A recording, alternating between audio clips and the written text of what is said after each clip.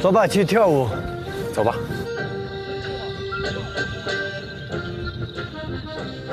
这不为难我吗？让我出洋相吗？你会跳？当然会啊，你这不是开玩笑吗？你来跳。咋跳啊？划水。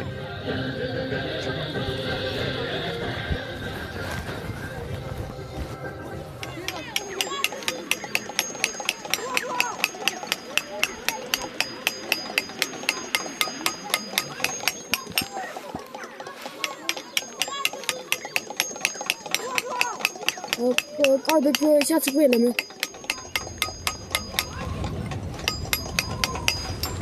你跟他说必须要来。因为是我们也想他嘛，他也想我们。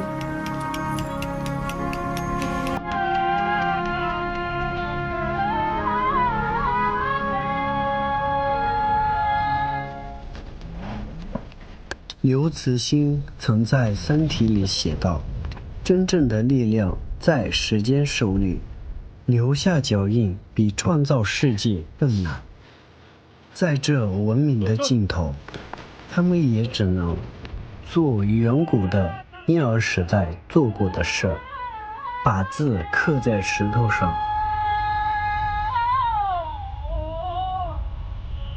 拾取一个1万块孤独的石头做暖天空的地方，留着人们想永恒保留下来的给整个宇宙的信息。离开德格以后，我和孙杨哥便来到市区，来到了雅砻江畔的石刻宝库。相传在格萨尔时代，为了纪念在阔岭之战中战死的勇士，在此地建起了白塔和马尼石。数百年来，人们不断地累积新的马尼石，在草原的尽头形成了一座石头堆成的城堡。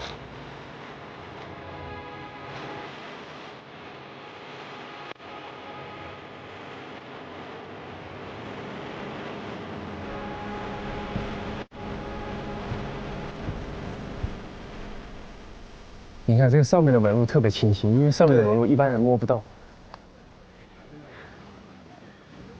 这个都是以前是老百姓搭起来的吗？对，因为这凿子凿出来就是用那个凿一步一个个的。对，一个一个。哇塞，这个有多少年代了？几百年了吧？对，因为这个我们叫马内堆，我们就会这是石头上面刻堆上去。我觉得以前的科技没有那么发达，可能最好的办法就是刻在上面，它可以把这个记忆和文明移植。所以我觉得这个东西它是永远可以留存在这个印记上面，然后可以一代一代传下去。它可以抵御风沙，一直到现在。对，未来不管你是赛马也好，还是做演员也好，其实它都有一种非常独特的一种技艺风，它可以永远的留存在大家的心中。你比如像运动员领奖台，肯定是会有上有下的时候，但是你的成绩和你的荣誉，它是永远会刻在那个奖牌上面，会刻在证书上面，这个是改变不了的。人们觉得在石头上刻字是永恒的，但是石头会如何看待这一切呢？一块躺在草原上晒得热乎乎的石头被挖了出来，凿子打碎它的表面，刻上藏文，涂上颜色，固放到石青城上。从此它不再是一块石头，而是神圣的经文，经受着风雪的侵蚀，被新的石头压在下面。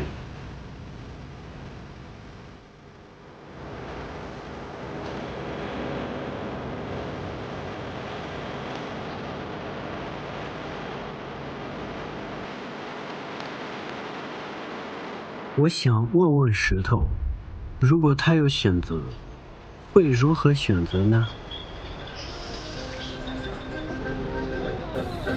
大家后面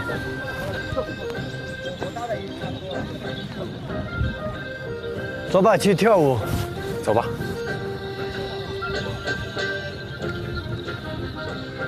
这不为难我吗？让我出洋相吗？你会跳？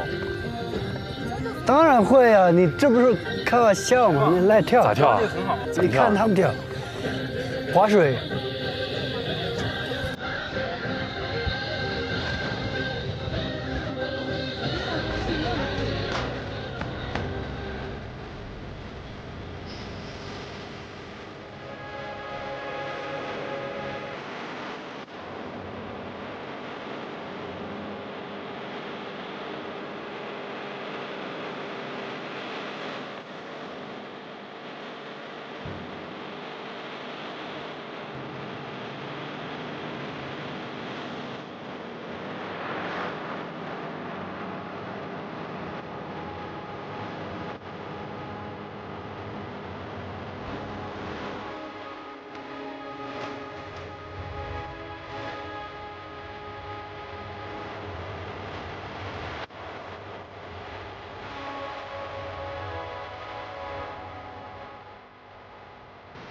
我们就是一直生活在这个地方，这边我们现在看到的这边的一条河就是鸭龙江，鸭龙江的源头就在这，正好我们住在这里。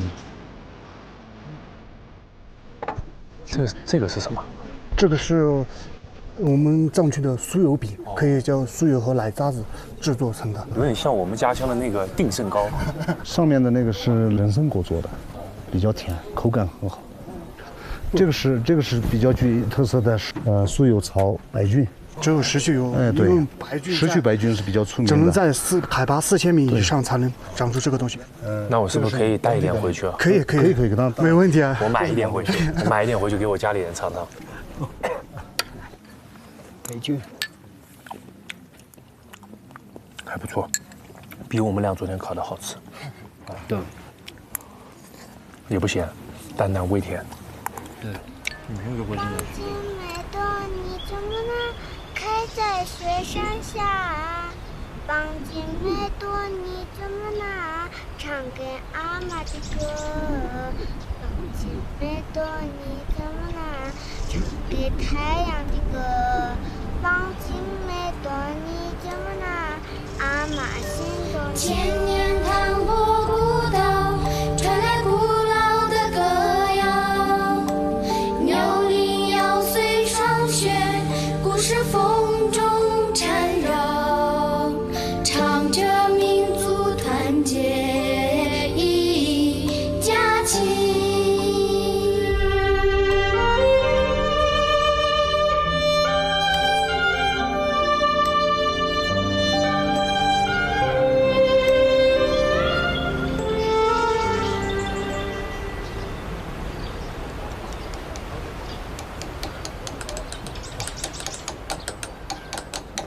外面的里面嘛。对，这个搭起来要多少时间？各位老师在课。哦，这一点了给，这一点了，这一点了。也那到娘100多斤在，这个白给买的多贵斤子了。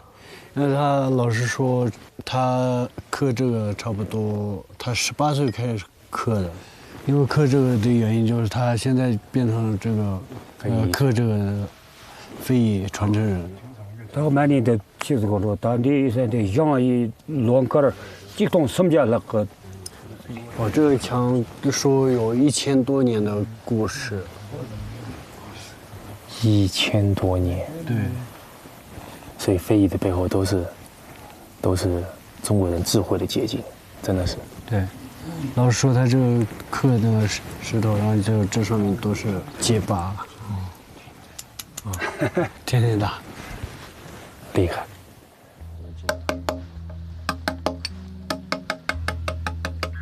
对我来说，如果可以记的话，我希望是可以把家人和亲情，然后一辈子刻下来。因为其实我们在这个世界上面，不管你从事什么样的工作，你身处何处的角落，我觉得家庭和亲情这个感情是最重要的。我希望亲情是永恒的。我也一样吧。那个还有第二个选择的话就马。马。你第二个选择和啥？我第二个选择把游泳，永远跟水可以有关。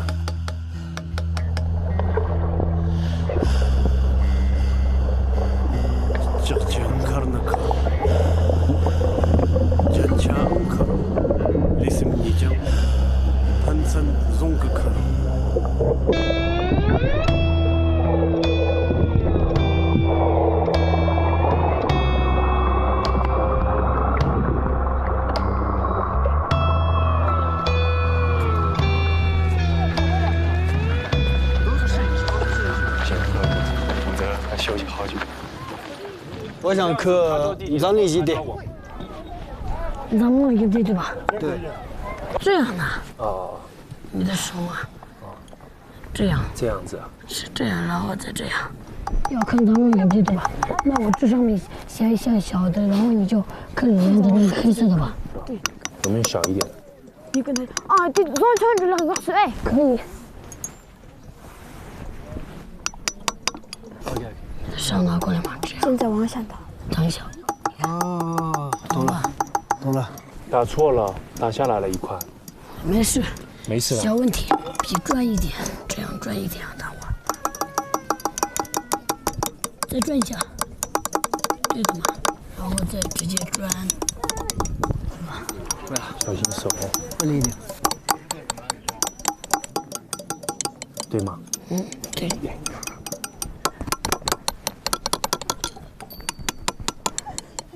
从这打一个，然后就把下面直接转，那这样，你看啊，这样嘛，这样轻松一点，直接转，然后在下面。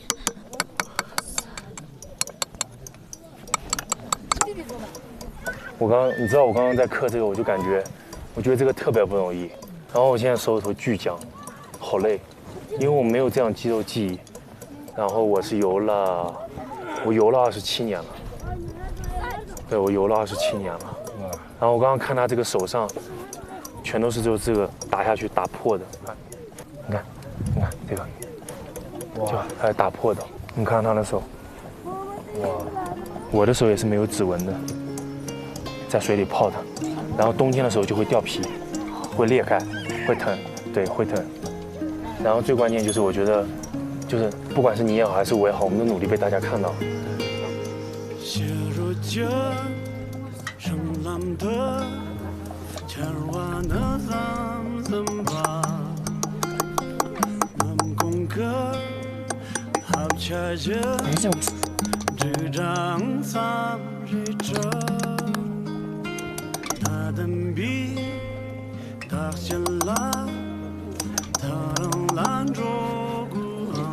挺好吧，就觉得他们还挺不容易的。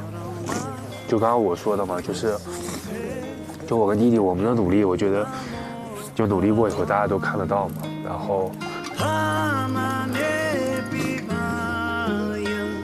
但是他们努力可能一辈子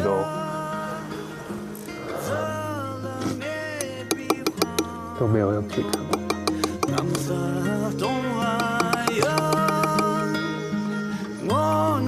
对，然后就这个吧，就跟我觉得跟我比赛的时候其实特别像，就是可能我们努力了，拿了奖牌，拿了奥运会冠军以后，可能这个名字会永远的可以大家记住我们或者看到我们，但是这个东西可能他们刻一辈子，可能都没有人可以看得到，所以我就希望我可以和丁真，我们来体验过。真的来体验过这个以后，让更多的人可以来参与到这里面来感受一下，而且在这个过程中，其实可以对中国的一种非遗文化有一种就是很多全新的认识吧。因为如果可能不是丁真弟弟邀请我来这里，来到海拔这么高的地方，我可能很久很久，甚至可能一辈子我都不一定会来到这里。所以我觉得这次对我这个经验，对我就是一个很难忘的一个过程吧。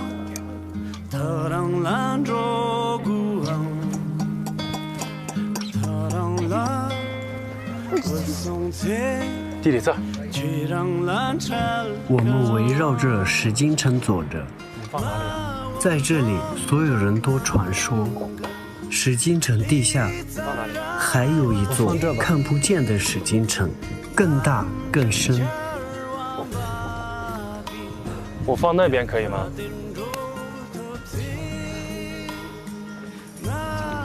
眼睛看不见的地方，要闭上眼，那些看不见的石头才会在心头出现。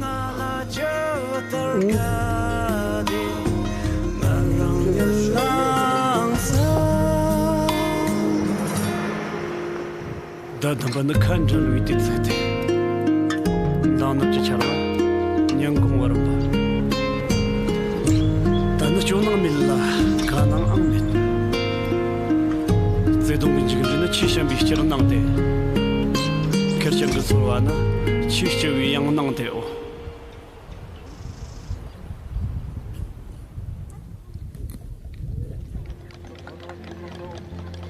那你想做什么职业呢？以后？可以救人嘛。医学院很难考哦。上午80斤，有60多、70多。你喜欢去学校还是在这里啊？学校，学校可以看书的时候可以的。喜欢唱歌的了。以后我们不会唱的时候，我们可以看书嘛，可以看的时候可以读。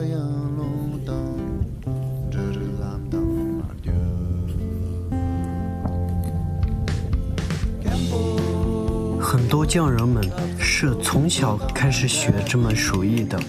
孙杨哥他7岁就开始了训练，直到今天为止也在做这件事。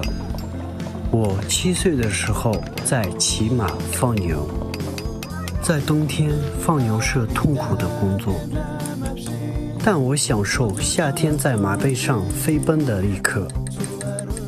孙杨哥享受在水中挥舞胳膊的那一刻。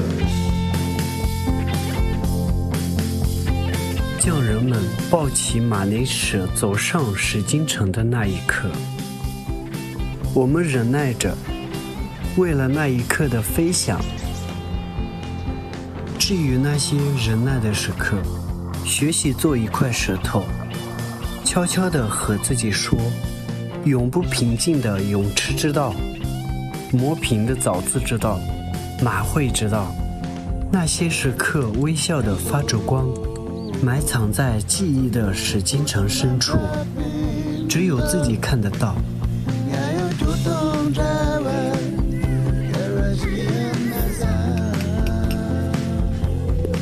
昨天告诉不是哭了吗？他为什么哭？他说什么话？我也听不懂，因为他说一些话，他哭了。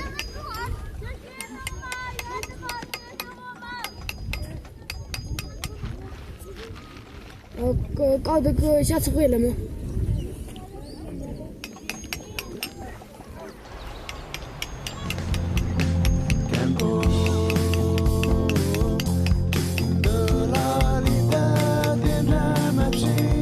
在石曲，我问石头是否有选择，石头不回答问题。松格玛尼石金城孤独地坐满整座天空，仿佛大地上时间和坚持的纪念碑。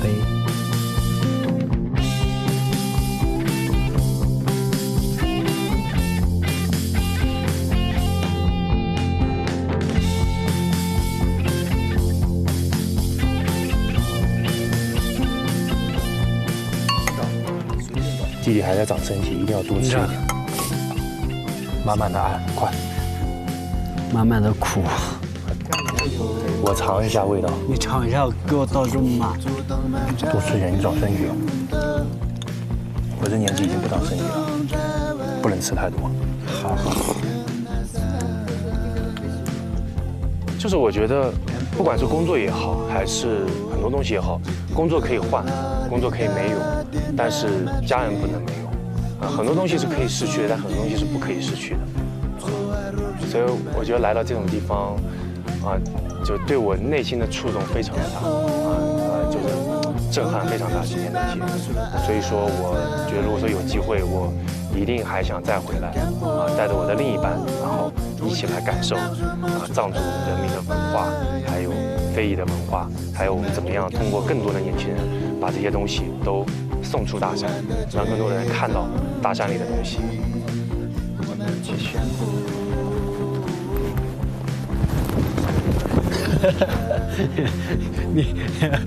你跟我握手的时候，我是这样。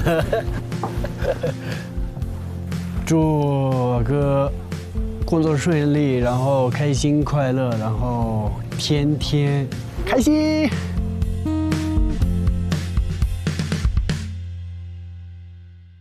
肾解甘孜有机之粥，错过一季，面向一年。Hello， 大家好，我是甘孜粥粥农推荐官丁志珍猪。我这一期推荐的农产品是石渠白菌石渠牦牛肉酱。